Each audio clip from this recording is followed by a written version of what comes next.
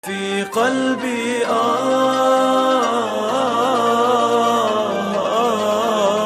رسول الله في قلبي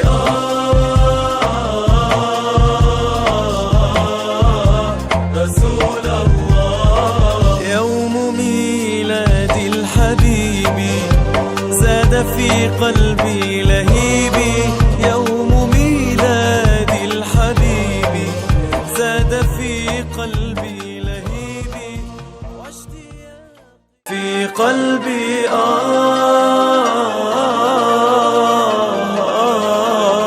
رسول الله في قلبي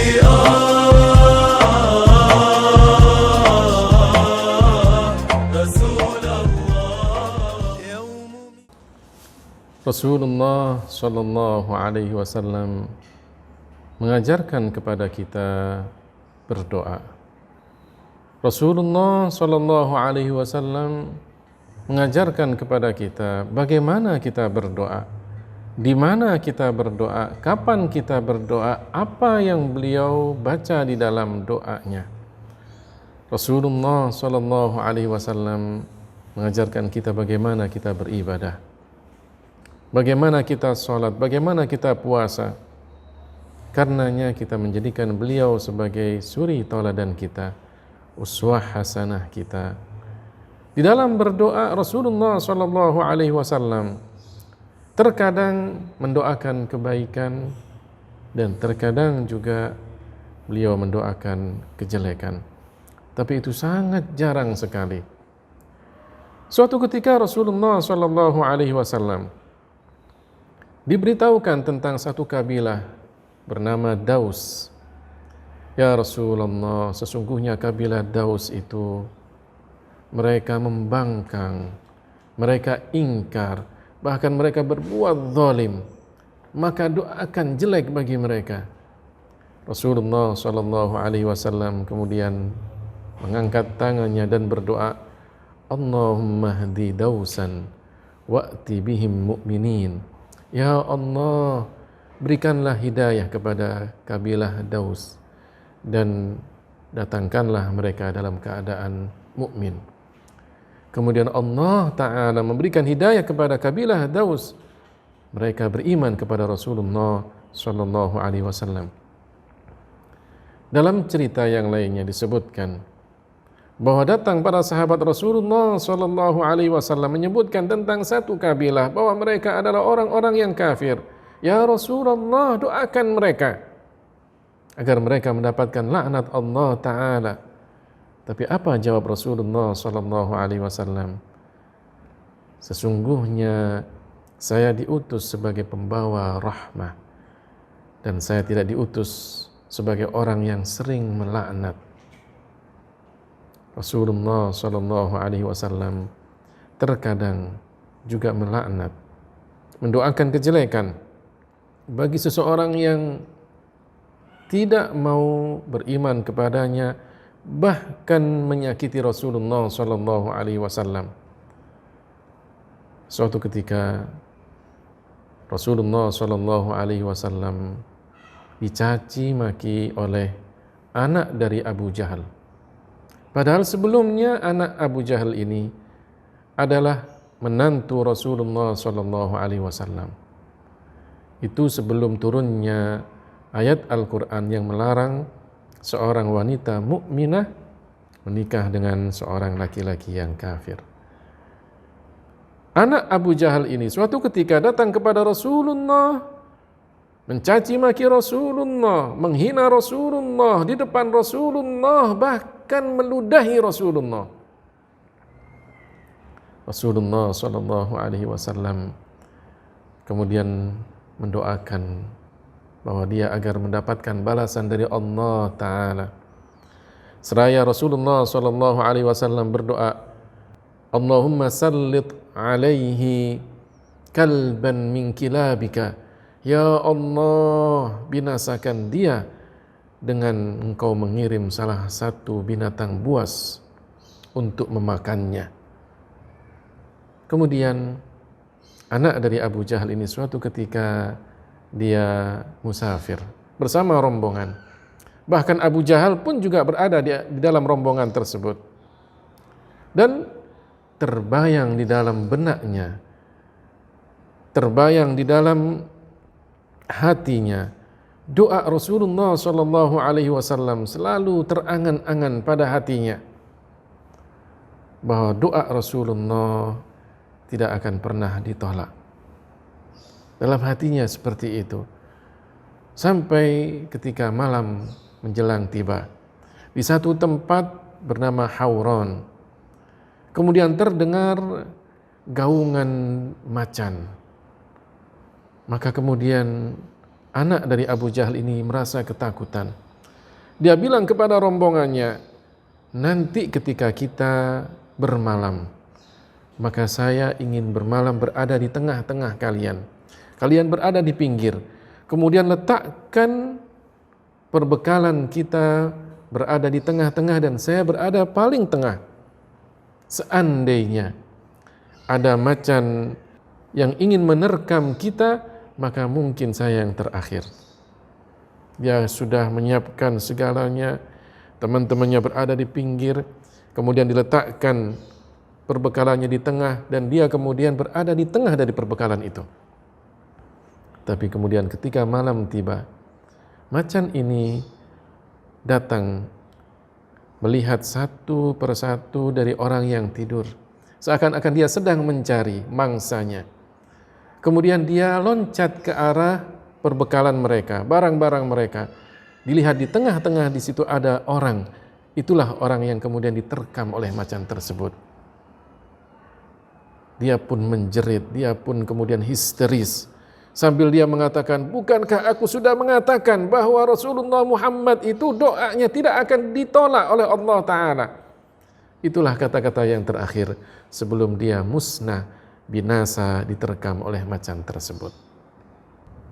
Diriwayatkan bahwa Rasulullah SAW mendoakan seorang sahabat bernama Amr bin Akhtab. Ketika itu Rasulullah minta air minum. Amr bin Akhtab membawakan air minum kepada Rasulullah SAW. Dan ketika Rasulullah ingin mengambil air tersebut, Amr bin Akhtab melihat ada rambut di tempat air minum Rasulullah SAW. Seketika itu kemudian dibersihkan oleh Amr bin Akhtab. Sebelum Rasulullah minum air tersebut, Rasulullah mendoakan Amr bin Akhtab, Allahumma jammilhu, ya Allah, berilah ketampanan kepadanya. Diriwayatkan bahwa Amr bin Akhtab ketika usianya sampai 90 tahun, beliau masih tampan. Bahkan tidak ada rambut putih di jenggotnya, menambah ketampanan Amr bin Akhtab. Rasulullah juga mendoakan Anas bin Malik, seorang sahabat yang mendapatkan keberkahan dari Rasulullah begitu banyaknya. Karena Anas bin Malik sering bersama Rasulullah SAW, Rasulullah mendoakan keberkahan pada Anas, baik dalam umurnya, dalam rizkinya, dan dalam anaknya. Anas bin Malik usianya sampai lebih dari 100 tahun. Bahkan salah satu riwayat mengatakan bahwa usianya sampai 120 tahun. Hartanya melimpah. Kurmanya bisa berbuah setahun 2 kali. Padahal kurma-kurma orang yang lain berbuah setahun cuma 1 kali. Anaknya begitu banyak. Dikatakan bahwa dia mempunyai anak laki-laki sejumlah 120 orang. Begitu banyak keberkahan yang didapatkan oleh Anas bin Malik karena berkah dari doa Rasulullah SAW. Bagaimana kita berdoa? Maka hendaknya kita mengikuti apa yang dianjurkan oleh Rasulullah SAW. Karena Rasulullah adalah tujuan dari para sahabatnya yang memohon hajatnya dikabulkan oleh Allah Ta'ala. Mereka mohon kepada Rasulullah agar didoakan oleh Rasulullah SAW. Tapi Rasulullah mengajarkan kepada kita, ketika kita berdoa, maka hendaknya kita dalam keadaan suci, menghadap kiblat, mengangkat tangan seraya memohon kepada Allah Ta'ala. Karena langit adalah kiblat kita waktu berdoa. Langit bukanlah tempat Tuhan. Langit bukanlah tempat Allah Ta'ala. Tapi langit adalah tempat turunnya rahmah dan berkah Allah Ta'ala. Dan langit adalah kiblat kita waktu berdoa, sebagaimana Ka'bah adalah kiblat kita waktu sholat. Kemudian di antara sebab doa kita dikabulkan, maka hendaknya kita menjaga makanan, minuman, pakaian, dan pekerjaan kita. Makanan halal, minuman halal, pakaian halal, pekerjaan yang halal adalah di antara sebab dikabulkannya doa kita. Suatu ketika ada seorang yang memanjatkan tangannya, berdoa kepada Allah Ta'ala, seraya dia mengatakan, Ya Rabbi, Ya Rabb, Ya Allah, Ya Allah, berdoa kepada Allah. Tapi Rasulullah mengatakan, wa ma'kaluhu haram, wa mashrabuhu haram, wa ghudiya bir haram, fa anna yustajaba lahu. Makanannya haram, pakaiannya haram, apa yang ada di sekitarnya haram, bagaimana doanya akan dikabulkan oleh Allah Ta'ala? Di antara sebab dikabulkannya doa kita adalah hendaknya kita ikhlas di dalam hati kita ketika kita berdoa, merasakan keagungan Allah Ta'ala di dalam hati kita, memohon kepada Allah Ta'ala, Zat yang Maha Kuasa. Jika Allah Ta'ala berkehendak, maka mudah bagi Allah untuk memberikan apa yang menjadi hajat kita, untuk mengabulkan doa kita. Dan ada waktu-waktu di mana kita dianjurkan untuk berdoa. Ketika pada waktu kita sujud, hendaklah kita memperbanyak doa. Ketika malam hari, sepertiga malam yang terakhir, hendaklah kita munajat, berdoa kepada Allah Ta'ala.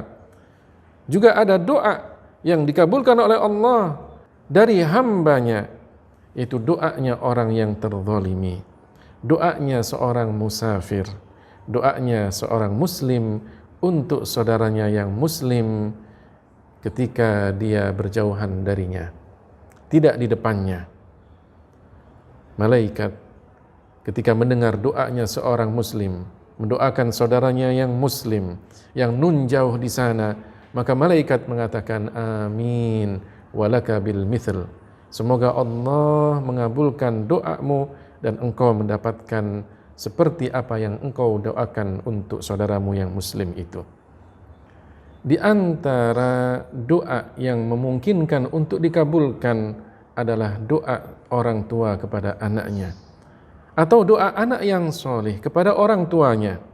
Rasulullah SAW juga mengajarkan kepada kita doa dari Nabi Yunus alaihissalam, Dhunnun, Nabi yang ditelan oleh ikan yang besar. Kemudian dia berdoa ketika berada di dalam perut ikan, berdoa kepada Allah Ta'ala dalam kegelapan malam, dalam kegelapan perut ikan, dalam kegelapan air laut. Dia berdoa kepada Allah, munajat, seraya dia memohon kepada Allah dengan mengatakan, La ilaha illa anta subhanak, inni kuntu minadh zalimin. Rasulullah juga mengajarkan kepada kita doa-doa yang lainnya. Di antara doa Rasulullah adalah Allahumma ya muqallibal qulub, tsabbit qalbi ala dinik. Di antara doa yang banyak dibaca oleh Rasulullah, Rabbana atina fid dunya hasanah wa fil akhirati hasanah wa qina adzaban nar. Juga Rasulullah sering membaca Allahumma aslih li dinil ladzi fihi ismatu amri wa aslih li dunyaya allati fiha ma'ashi wa aslih li akhirati allati fiha ma'adi waj'alil hayata ziyadatan li fi kulli khair waj'alil mauta rahatan li min kulli syarr.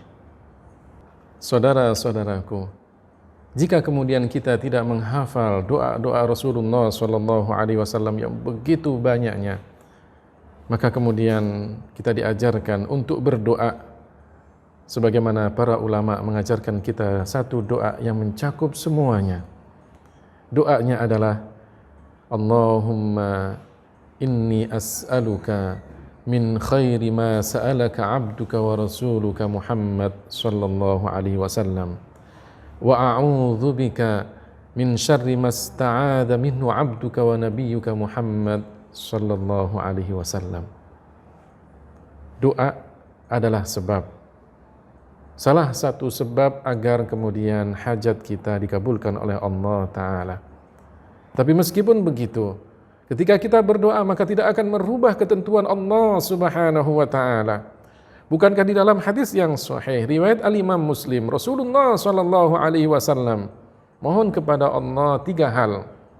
2 hal dikabulkan, 1 hal tidak dikabulkan. Yang tidak dikabulkan ketika Rasulullah berdoa, ya Allah, janganlah engkau jadikan perpecahan di antara umatku.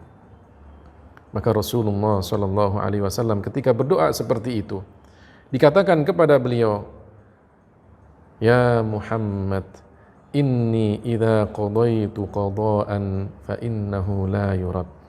Wahai Muhammad, jika aku telah menentukan satu ketentuan, maka ketentuan Allah tidak akan ada yang bisa menolaknya. Artinya, apa yang telah ditentukan oleh Allah, bahwa umat Rasulullah akan terpecah belah. Bahkan Rasulullah sendiri yang menyebutkan umatnya akan terpecah belah menjadi 73 golongan. Maka itu adalah ketentuan Allah Ta'ala. Tapi meskipun begitu, kita tetap berdoa. Karena kita tidak tahu ketentuan Allah pada diri kita. Karena doa adalah salah satu sebab di antara sebab-sebab yang harus kita lakukan. Sebagaimana kalau kita lapar, maka kita makan. Makan adalah sebab agar kita mendapatkan kekenyangan. Minum adalah sebab agar kita lepas dari dahaga kita. Obat adalah sebab agar kita sembuh dari penyakit kita. Doa adalah di antara sebab agar hajat kita diterima dan dikabulkan oleh Allah Ta'ala. Karenanya kemudian kita berdoa, memohon kepada Allah Subhanahu wa Ta'ala agar mendapatkan keberkahan dari doa kita, agar hajat-hajat kita dikabulkan, agar doa kita bernilai ibadah, dan agar kita mendapatkan pahala dari Allah Subhanahu wa Ta'ala. Mudah-mudahan kita termasuk orang-orang yang mendapatkan keberkahan doa, keberkahan umur, keberkahan rizki, keberkahan hidup, dan pada akhirnya kita pun juga meninggalkan dunia ini dalam keadaan husnul khatimah. Amin ya rabbal alamin. في قلبي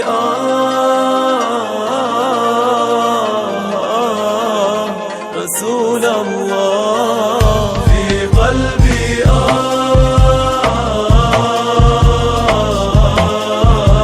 رسول الله يوم ميلاد الحبيب زاد في قلبي لهيبي